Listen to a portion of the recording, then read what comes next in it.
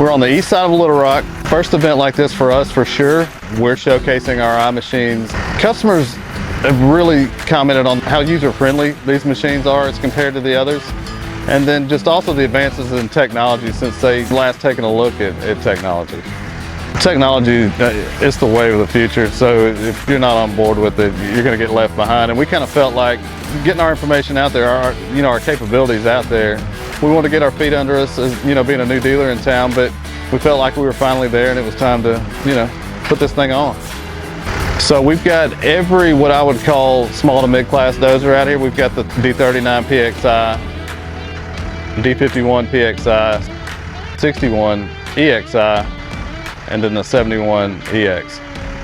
From there we move over to the 210i, and we've also got a 360i.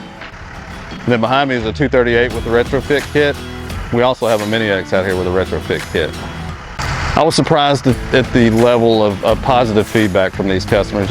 Plenty of competitive model users coming through today.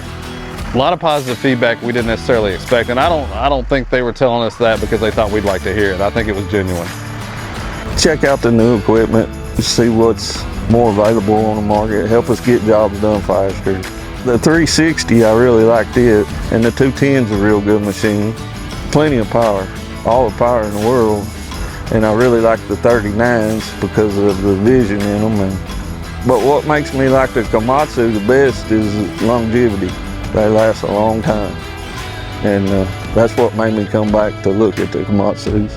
And I like this little one-on-one deal and where you can really question them and find out something about the machine.